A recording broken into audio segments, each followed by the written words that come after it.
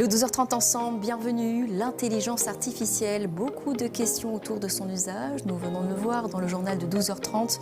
Menaces sur les protections des données personnelles, quelle éthique, quel encadrement juridique. On en parle avec Suleiman Omarji, avocat en droit numérique au département digital, tech et data à Fidal. Bonjour.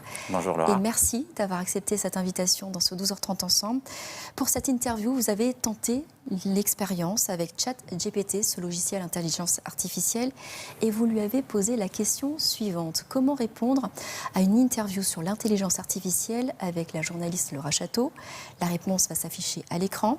Le logiciel commence d'abord par une définition de l'intelligence artificielle, les applications de l'IA dans la vie quotidienne et ses avantages, ses inconvénients.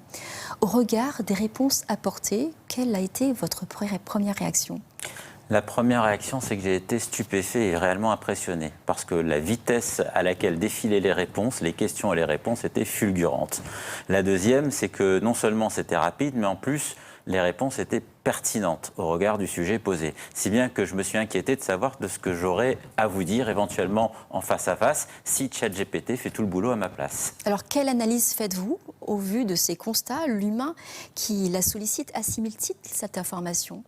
Alors c'est la vraie question, c'est-à-dire qu'aujourd'hui, si je fais confiance à ChatGPT pour répondre à l'interview, ça veut dire que, à la limite, je ne suis qu'un perroquet qui répéterait des réponses toutes faites. Je ne fais pas l'effort d'apprentissage moi-même que je délègue à l'intelligence artificielle pour apprendre à ma place et que quelque part, je n'acquiers aucune compétence, je n'assimile rien et la conséquence première, c'est que trop se reposer sur le raisonnement de l'intelligence artificielle pourrait aboutir à un abêtissement de l'utilisateur puisqu'il ne ferait plus l'effort d'apprendre.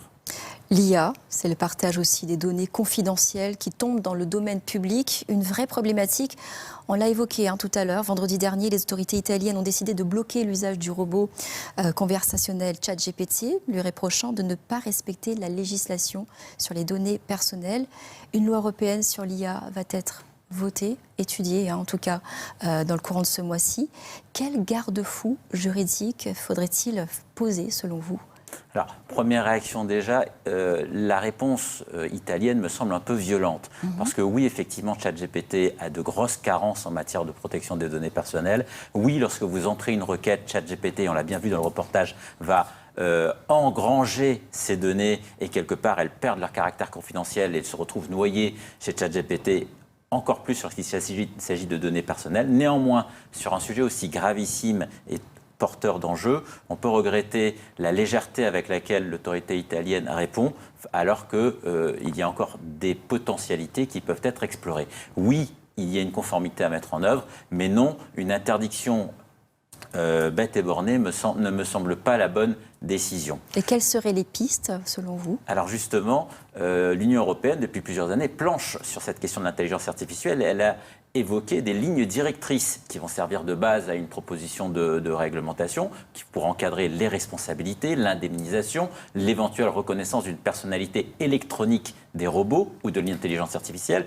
Toujours est-il que ces lignes directrices aujourd'hui portent vers une responsabilisation de la personne qui a le contrôle sur l'intelligence artificielle. Et cette personne, ce n'est pas forcément l'utilisateur, ça peut être le concepteur, ça peut être le fabricant. Donc ces questions méritent aujourd'hui que les fabricants, que les personnes qui s'intéressent à l'intelligence artificielle anticipent la législation en adoptant déjà ces lignes directrices dans leurs produits informationnels. Alors on reste aussi sur des questions d'ordre éthique. En consultant l'IA sur la question est-ce une bonne option de se suicider, un Belge en Belgique, l'IA aurait incité une personne en dépression à passer à l'acte.